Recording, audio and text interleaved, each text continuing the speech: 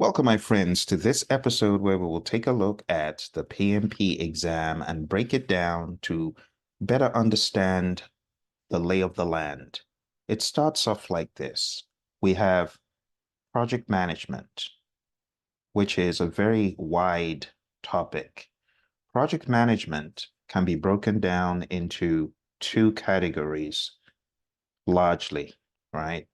We have an agile approach to project management, and we have a predictive approach to project management.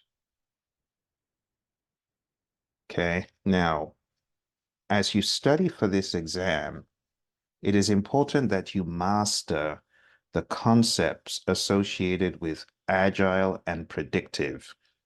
The reason for that is both of these will contribute to another flavor of project management known as hybrid. But in order to get good with hybrid, you need to understand agile and predictive fluidly. Let's jump into the world of agile first. Now, for agile, you need to understand this. When we say agile, you need to understand that agile is predominantly all about a mindset to the world around you. So think agile, think mindset first. This mindset will, at the end of the day, affect your behavior. So instead of just thinking agile, you will start being agile in your behavior. And ultimately, it will become a culture in your world. And that's why when I teach Agile to my students, I first of all begin with the Agile Manifesto at agilemanifesto.org. That's your starting point. You need to understand the 4 values and the 12 principles. The 4 values at a very high level focus you on human interaction as being super important first over processes and tools, being focused on getting a working product as opposed to comprehensive documentation. We place more value on individuals and interactions. We place more value on working product. We place more value on customer collaboration over contract negotiation. We place more value on responding to change over following a plan. This philosophy drives everything else. And in the 12 principles, I won't go into all of them, but the number one principle is our highest priority is to satisfy the customer. So when we talk about agile, we are so hyper-focused on our customers' satisfaction. Everything that we do is propelled towards customer satisfaction through delivery of value. Okay, now for your exam, there are a number of things that you want to focus on as you read Agile, as you study Agile. I'm going to put some of these here. Number one, you got to understand, as I said, manifesto, the values and the principles. 4 values, 12 principles. Next thing I want you to really hammer down on is your understanding of Scrum. Scrum has a 3-5-3 configuration. Scrum is a framework. You need to understand that this is a framework, okay? A framework that is flexible and fluid for you to add things within certain limits, okay? I go more into that in the class, but at this level, you need to understand Agile is a mindset. The manifesto, values, and principles guide us to be agile in all that we do. Scrum as a framework helps us embody the principles and the mindset. and to practice those things through a framework. Now, in addition to Scrum, I need you to understand the concept of Kanban, because Kanban is another framework, if you will. And through this framework, we want to limit our WIP. We have a display, the Kanban board. You need to understand what the Kanban board is all about. The Kanban board is a transparent way of showing what is happening at any point in time, similar to the concept of the backlog used in Scrum. As you study for this exam, my friends, you also need to add your understanding of lead time and cycle time. And as you study Kanban, this will help you. Now, remember, as we're studying Scrum, there's going to be other things that come into play within Scrum. So even though this is not technically part of Scrum, you need to understand the concept of user stories for your exam, right? You need to understand what this 353 is all about. So we're talking about the sprint planning, the daily Scrum, the sprint review, and the sprint retrospective. Understand all those. You also should understand things not talked about here, like in the world of the PMI, they talk about backlog refinement in the Agile Practice Guide. Understand that. Understand the concept of servant leadership. Understand the concept of backlog preparation. These are things talked about in the Agile Practice Guide. And for that reason, I am going to add to the list of things I want you to do here the study of the Agile Practice Guide. So let's do that, the study of the Agile Practice Guide from the PMI. Okay. I also want you to add to this as you study Scrum, I want you to study the Scrum Guide. And you can get the Scrum Guide at the website scrumguides.org. Scrumguides.org. This will help you understand Scrum as presented by the co-creators of it. So Agile goes deep, okay? Now, when it comes to the concept of predictive, this could be tough if you don't have good tutelage about it. As you study predictive, the first thing you need to understand are the core definitions. And to be quite honest with you, these were very well covered in PMBOK 6. It gives you such a good base.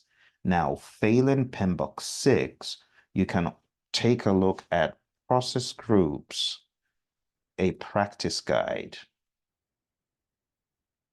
because you will not find PMBOK 6 anymore.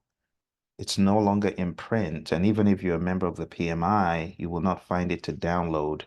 What you're going to find is the 7th edition, which has its place, right? The 7th edition is, of course, where you want to go to understand the 12 principles, okay, of project management.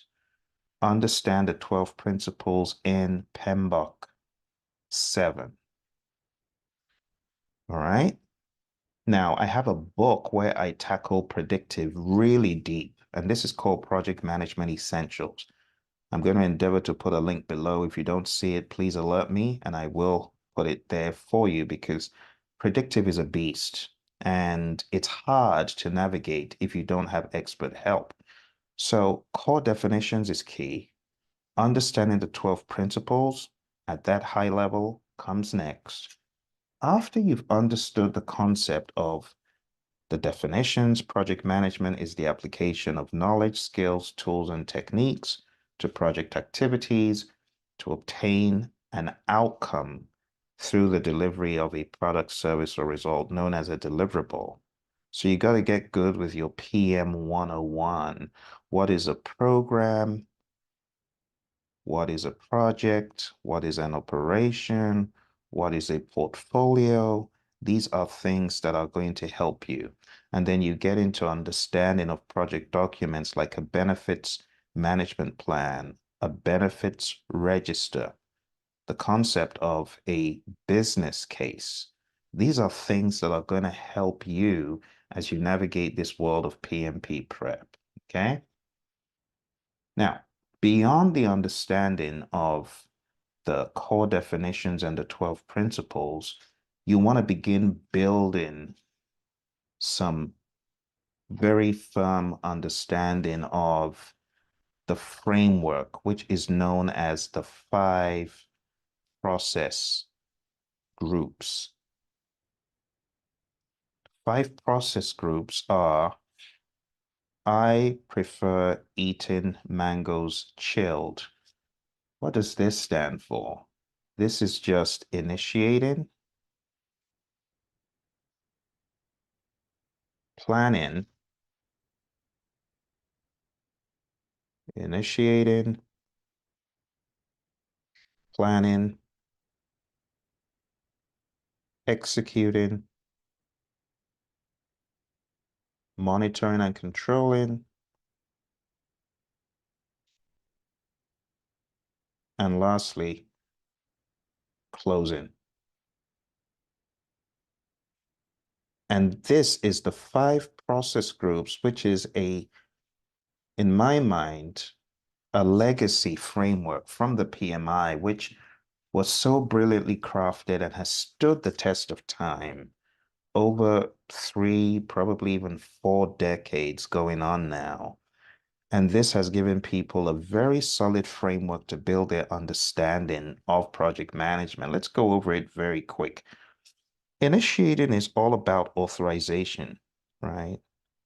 You got to understand if your project is truly authorized and you want a project charter. That's your major output.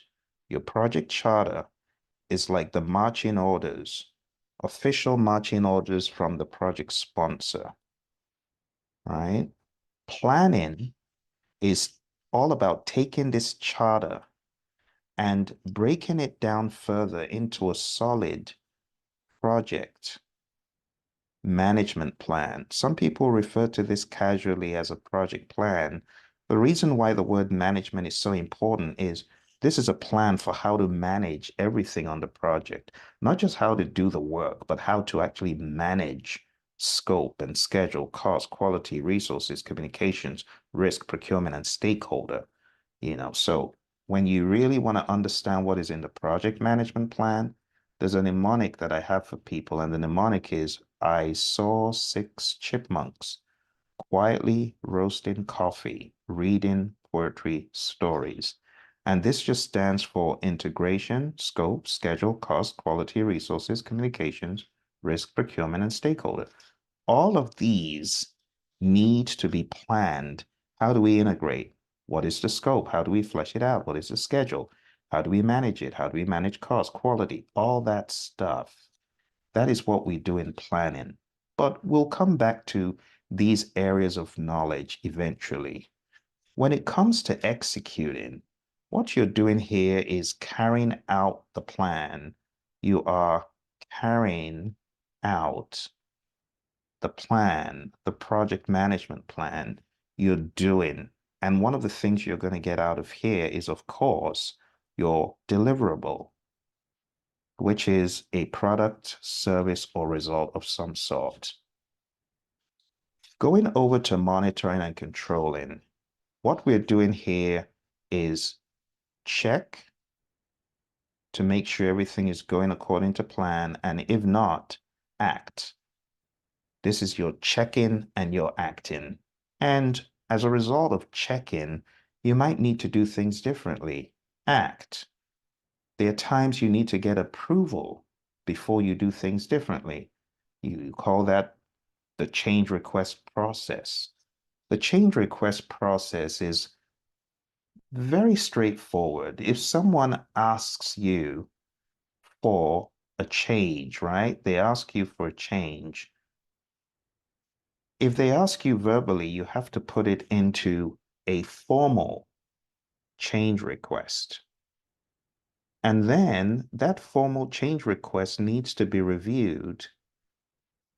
And depending on the project, it should first be reviewed by you, the PM. You want to analyze it. You want to do an impact analysis.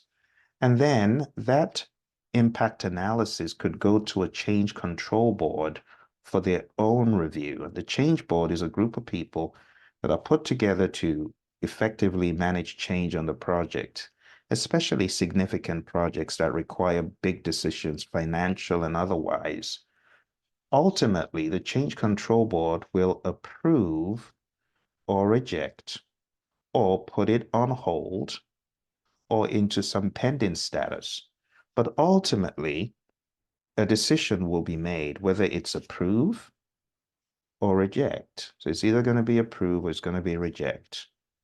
If it's approved, then you do it. If it's rejected, then of course you don't do it. But there's one step that is important, and that is to document. In other words, you update the change log.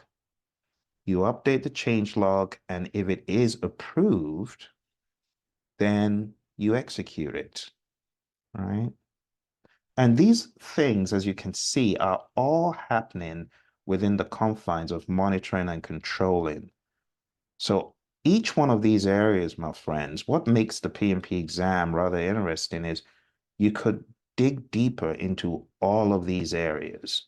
Last but not least, we have closing, which is closing out either a phase or closing out the project as a whole. Whatever the case, you're going to close the project or the phase. Okay. You could also generate a final report from the closing. Now, with that said, this aspect that we talked about in planning, I saw six chipmunks quietly roasting coffee, reading poetry stories. This is actually another way of breaking down the areas on the exam, if you will, or project management in general. Now, we don't call them groups, we call them areas. We call them knowledge areas. So this last piece that I want to go into here, we're going to call these knowledge areas. So let's have the knowledge areas over here.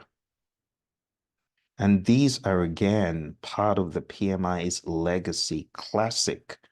This is classic. I mean, it's like you got a vehicle from the 60s and 50s and 40s. This is like vintage stuff.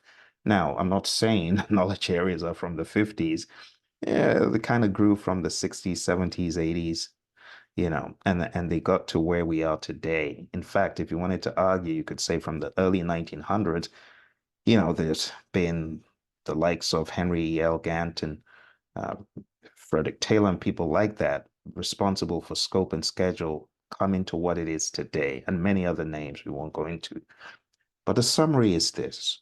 In knowledge areas, you have this breakdown. Here's another mnemonic. I saw six Cubans quietly rolling cigars, really puffing smoke. It's a mnemonic for visual, okay? I'm not saying go get nicotine. That's not what I'm saying. I'm just giving you alternatives. So you could use a chipmunks or you could use the Cuban mnemonic. A lot of my students, for some reason, they love the Cuban mnemonic because it's quite visual. Okay, so we have integration. What is integration? Integration is the weaving together of all the elements of the project into one cohesive whole. In integration, there are 7 things talked about. You develop the project charter. You develop a project management plan. You direct and manage the project work. You manage project knowledge. You monitor and control the project work. And you close. But before you close, You perform integrated change control, close project or phase. You can see this gets quite involved. 1, 2, 3, 4, 5, 6, 7 things. Now, you need to know what you're doing in these 7 things. You can't jump into your exam with some nebulous idea of integration as weaving together and that suffices. No, you got to go deeper, okay? So my advice to you, get the essentials book, open it up, and one by one, take down every one of these processes. I'm going to put a link below so that you got a document that can help you make sense out of the seemingly difficult information, make sense out of what seems to be nonsense. But I guarantee you, this is not nonsense. This is stuff I've practiced in the real world. This is how a lot of Fortune 500s operate. The next area is scope. And scope is all about defining what needs to be done and managing just that. Now, if we break scope down, there are 6 things. You want to, first of all, plan scope management. You collect requirements. You define the scope. You create the WBS. Validate scope is where your customer approves whatever has been created, and you have control scope. You have 1, 2, 3, 4, 5, 6 things. Now let's pause for effect and zoom out. You see, it's like a map when you go to the mall and it says you are here. Do you see how deep this goes, my friends? This goes deep. And what I'm doing now, I tell you, you don't find a lot of videos that do this. So I want you to big this up by giving it a like. I want you to help me by subscribing to the channel. And I want you to share this with one of your friends that's pulling their hair out about this crazy exam. Because I'm giving you a method to the madness right now. Okay. So we've talked about integration and scope. Very quickly, let's go into all the other areas. Schedule. Schedule management is all about the timeline. And when we talk about the timeline, it means you are defining the timeline. You are charting the course. There's 6 things you need to do here. We plan, schedule management.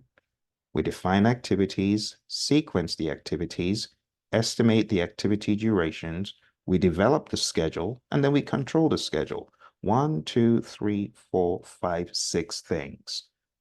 Then we move to the next area, which is cost. In cost, we plan cost management, we estimate costs, we determine the budget, and we control the cost. 1, 2, 3, 4 things you do in cost. Then we move into the area of quality. Quality is pretty straightforward. There are 3 things we do. We plan quality management, we manage quality, and we control quality.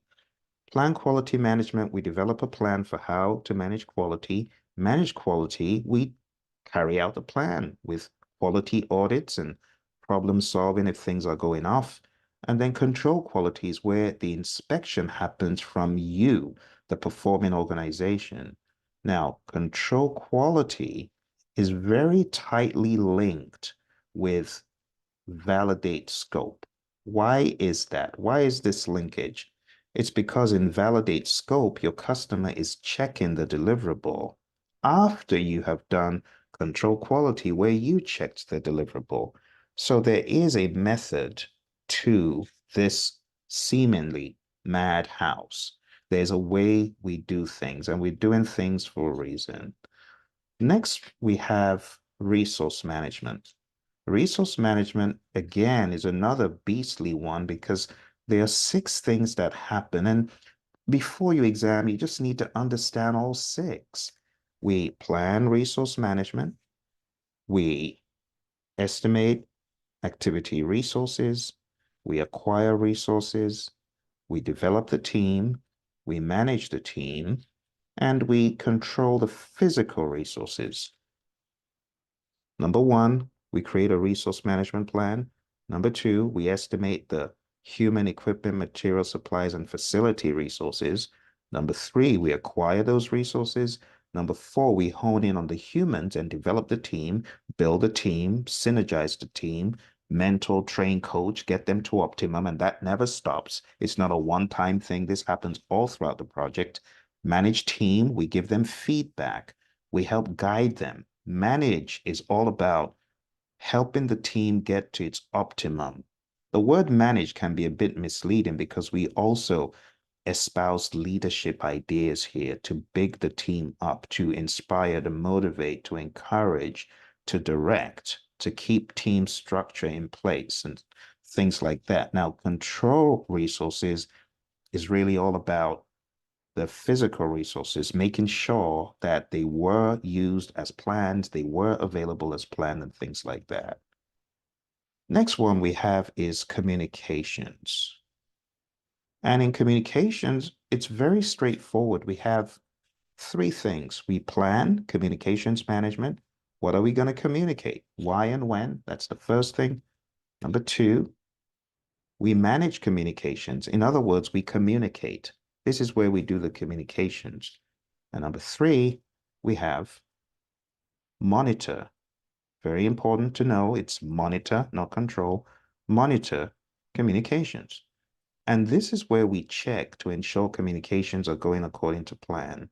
Now, when we dive into the world of communications a bit more, you need to understand how to think. If you are a project manager on a project and you have three people on the project, one, two, and three, you have how many channels between them? Obviously, it's three. But if you throw in a fourth person, how many channels do you now have? Well, you could count them, or you could use the formula. Number of channels equals to n times n minus 1 divided by 2. If you put in 4 times 4 minus 1 divided by 2, you have 4 times 3 divided by 2, right?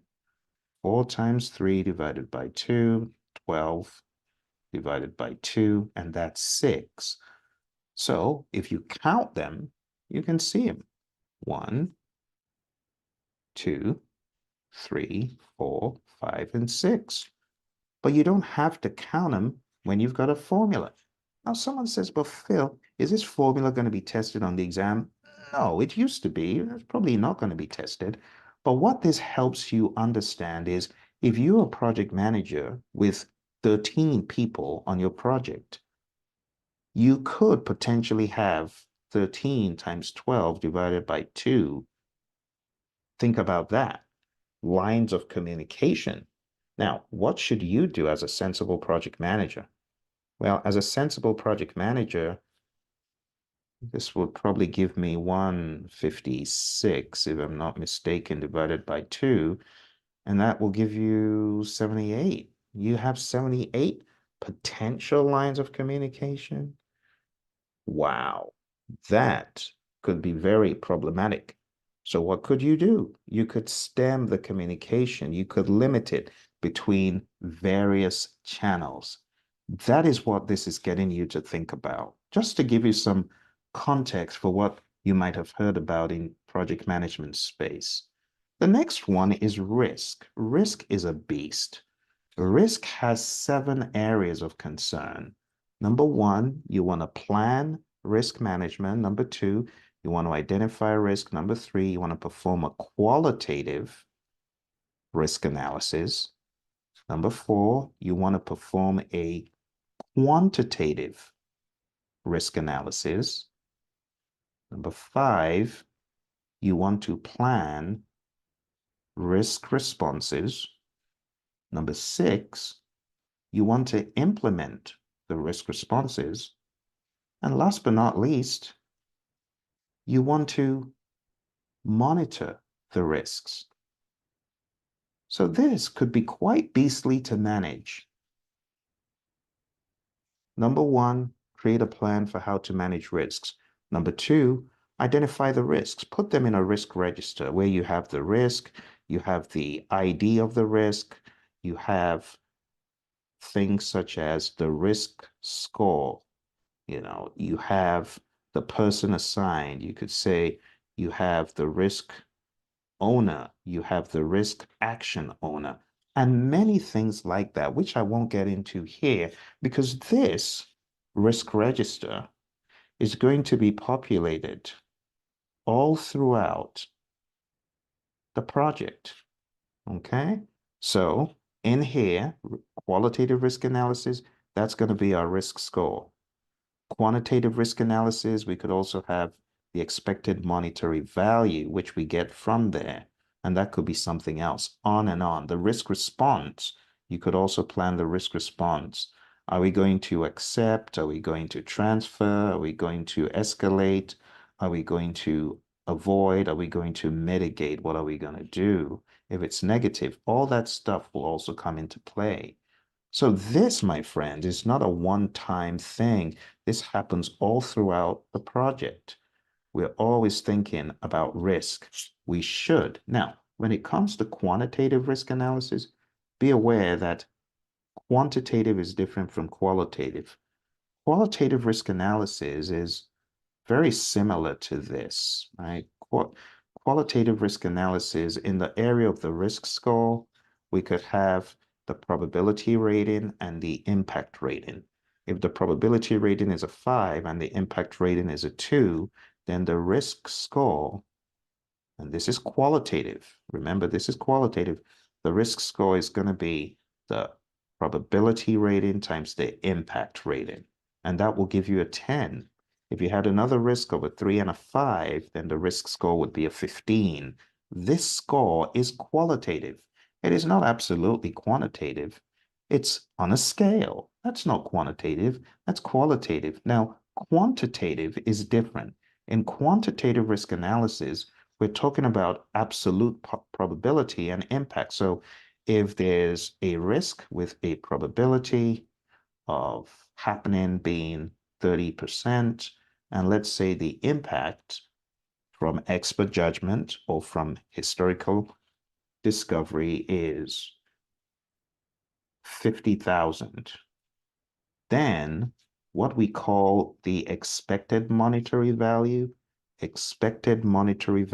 or risk magnitude, right, is going to be equal to probability times impact. But remember, this is in percentage times the dollars. So this is going to be in dollars, and this would be 15,000, right? That would be 15K. This would be your expected monetary value, or people would say exposure for that risk event, if you will. Now, this is a bit of a primitive way of looking at it, but for your exam, it's important you understand risk score is not quantitative. Expected monetary value is. That's a little bit deeper than what I would expect to find on the exam, but nonetheless, it is helpful to know it, okay? That's number 4. Number 5 is planning risk responses. When you're planning risk responses, you have the option of positive risks being attacked or negative risks being attacked. And when I say attack, you got to go after these things, right? Especially if you got a big old positive risk and you're just leaving it on the table. That's dumb. Go after it. So for positive risks, we have the easy approach, EASEE.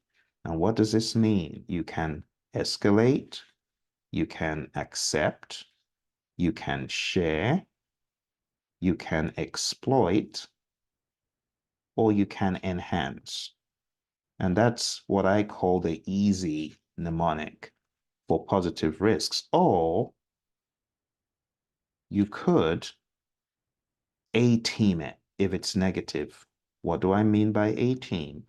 Well, again, you can avoid, that's the A. You could transfer, you could escalate, you could accept, or you could mitigate. And that's what the A-team mnemonic is. But A-team is for negative, easy is for positive. And that's how you think of planning risk responses. Then number 6, you would implement the risk responses. And number 7, you would monitor the risks to make sure that they do not go beyond what you initially thought. And if they do, you need to update your risk register. Okay.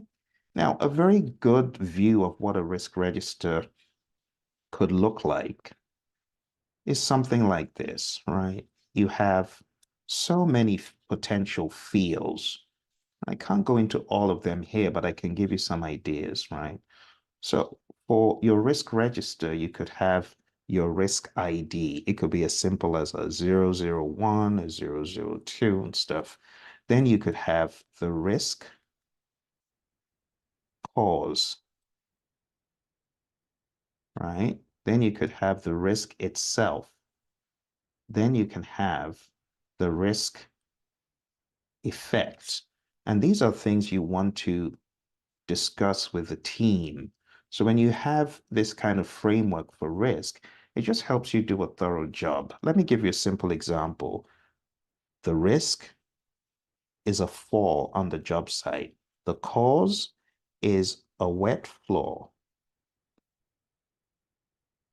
The risk effect described could be broken bones, injury, lawsuit, things like that, right? Things like that. And that's how you want to think when you are looking at your risk. Cause, risk, effect, not just the risk on its own, but it's the cause, the risk, and the effect. Okay, that's the general idea. Now, you get into the probability rating,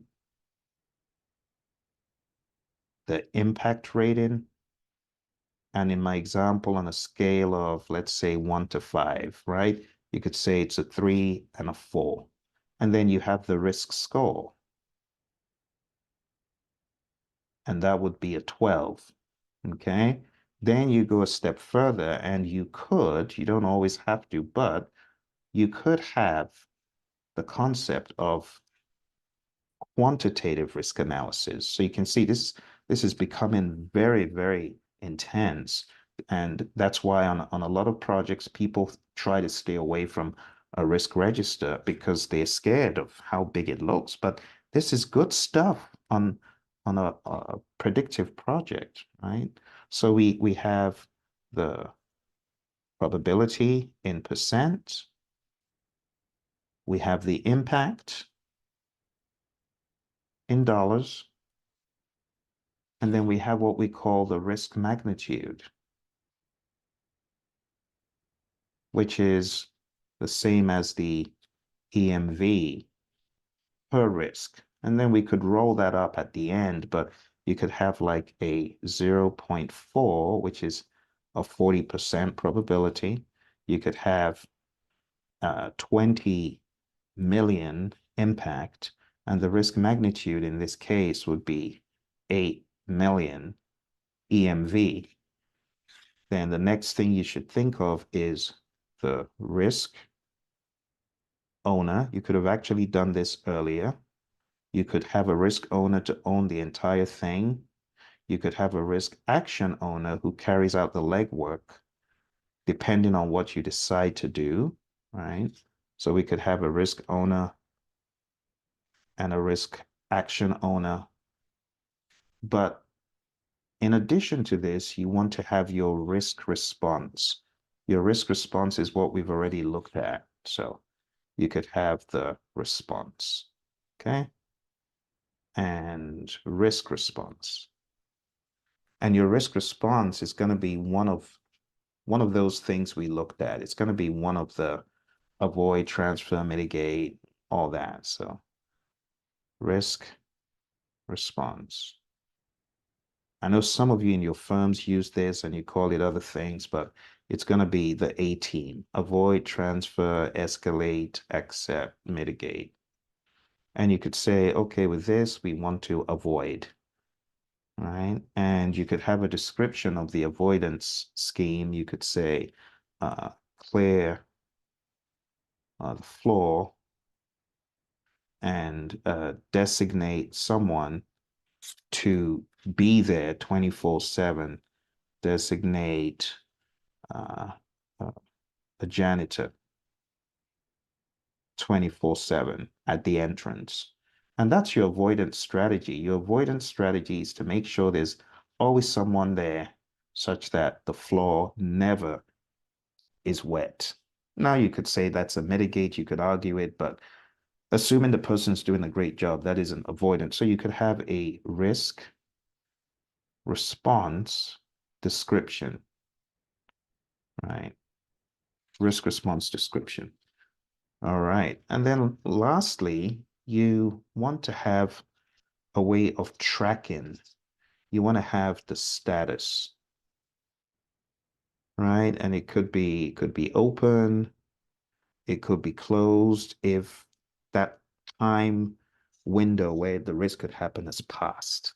So you want to have your status, and then you could have another field where just open comments. And you could have things like open commentaries from team members.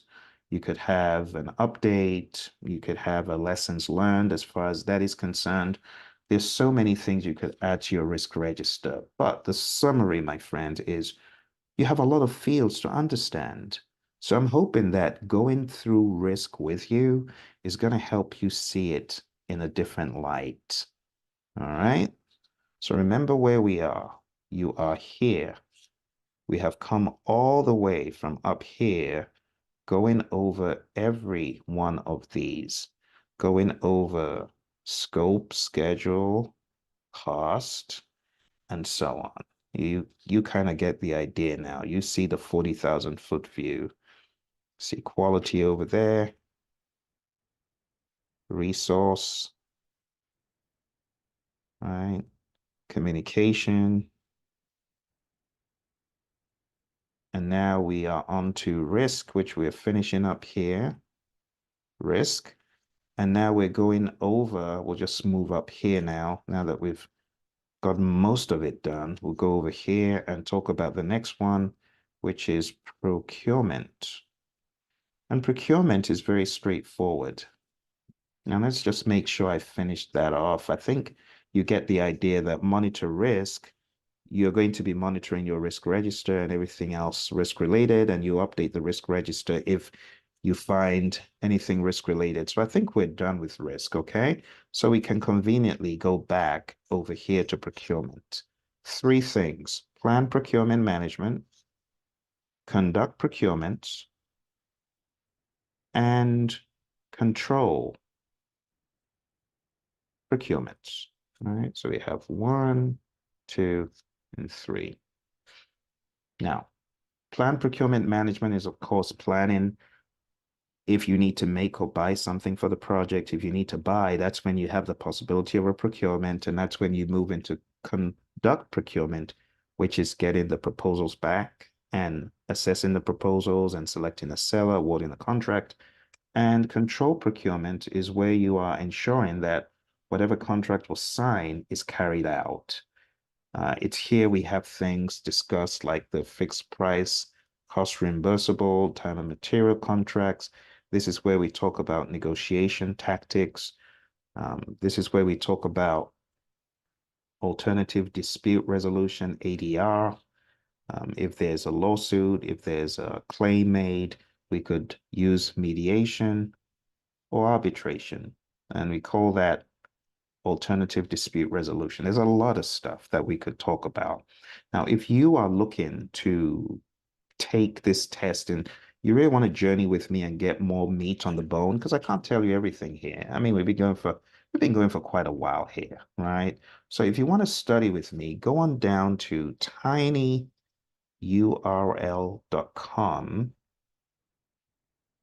And this is for on demand. If you want to study on demand with me, okay?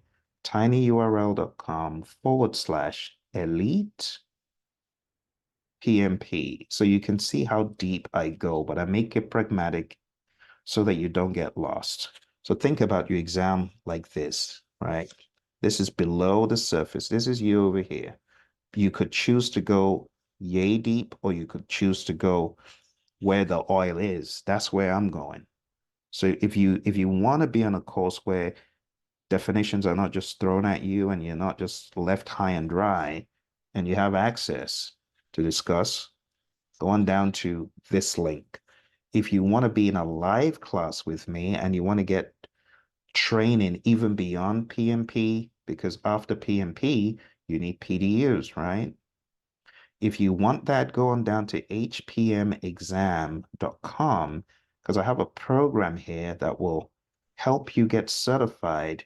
But not just that, I will support you with 10 PDUs after you get certified and teach you how to be a real success. So this is for live via Zoom, right? And I've got a ridiculous steal going on right now that you will get PMP training plus success after the PMP, everything to do with how to navigate life after the PMP exam, how to be a real success based on the great work of my mentor, John C. Maxwell. If you want to be part of that, go to hpmexam.com and you'll have a lifetime support from this training I give you.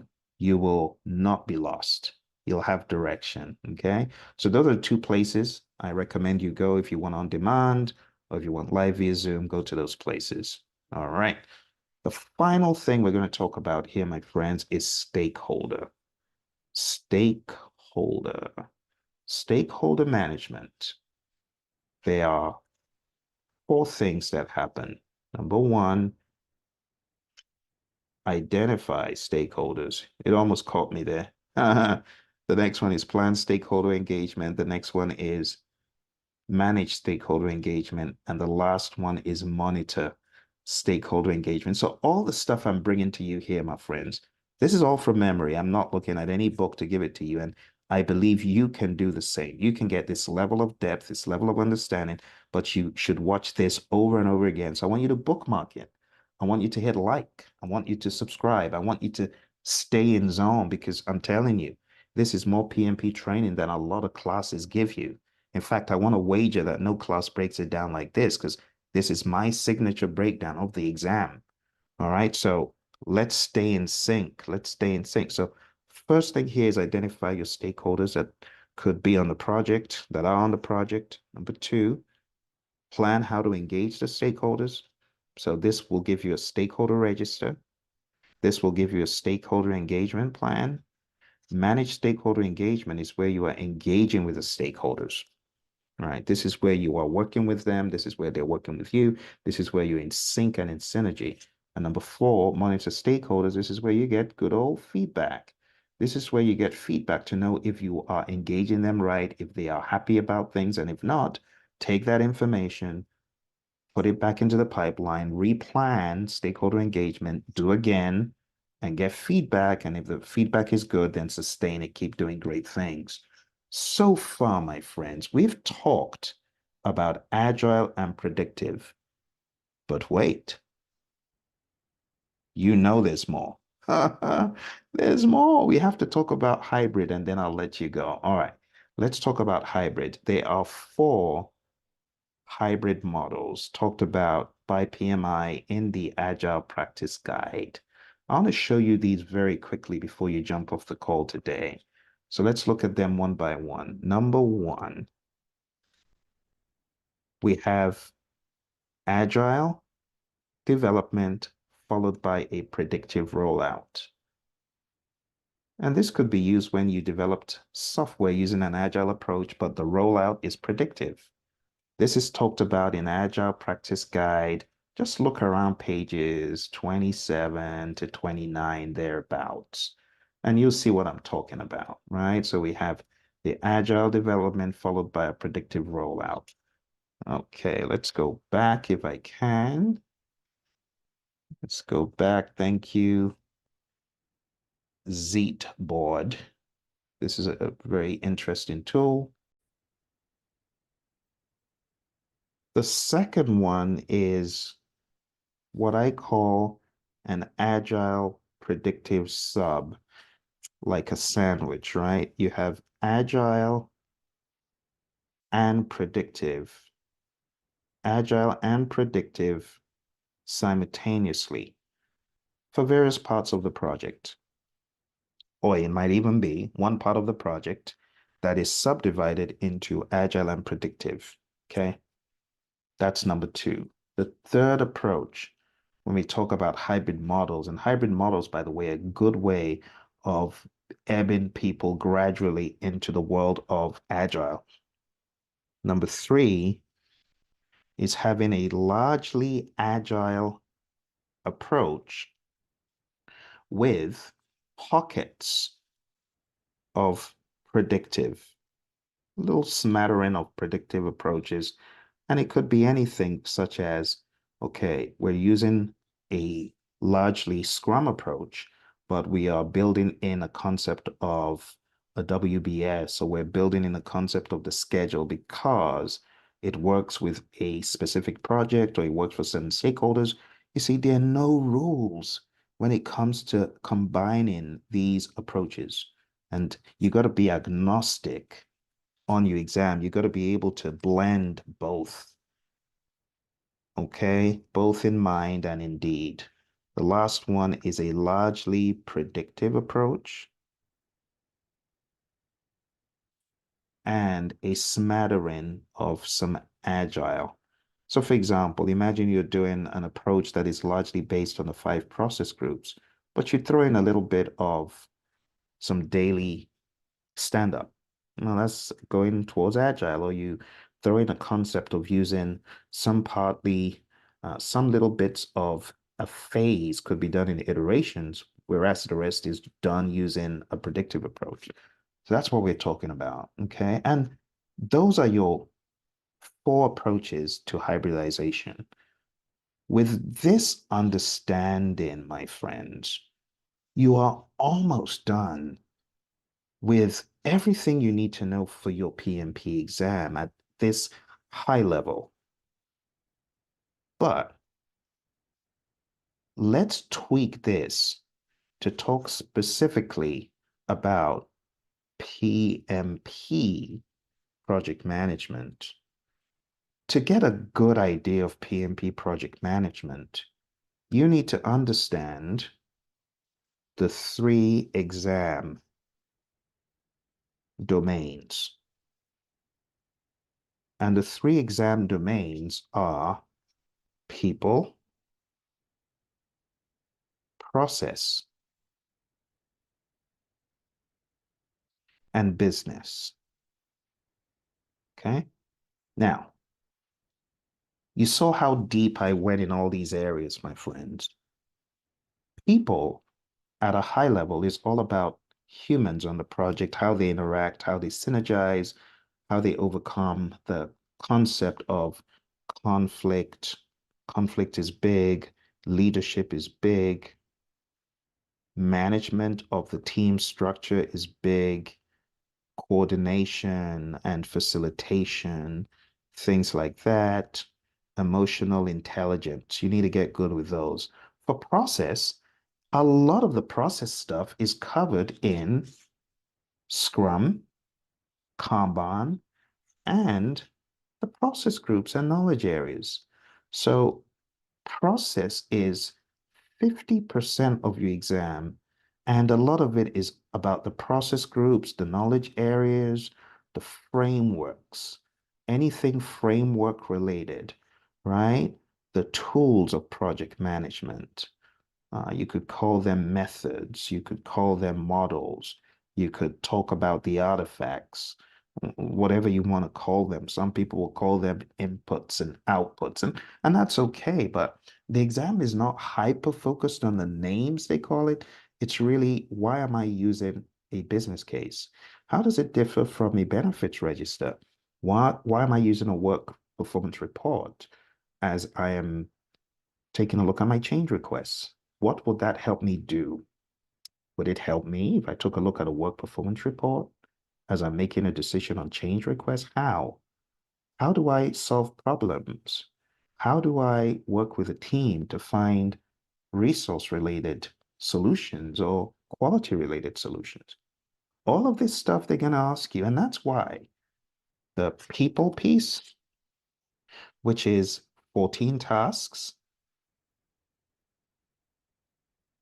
the process piece, which is 17 tasks, and the business piece, which is all about applying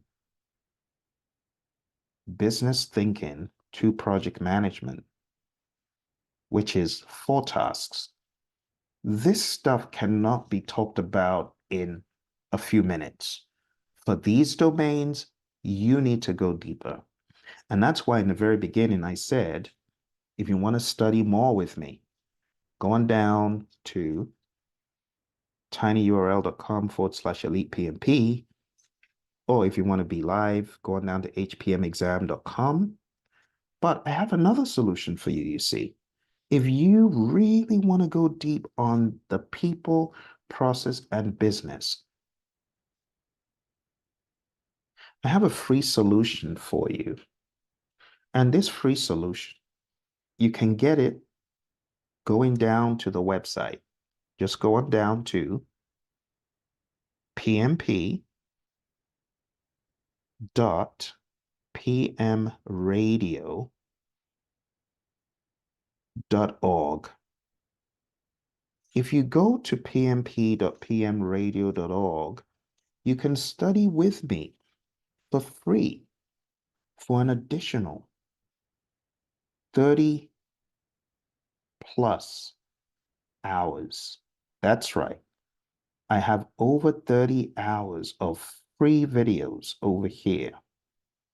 But all I ask from you is that you big up this video so that other people are aware of this treasure trove of free content.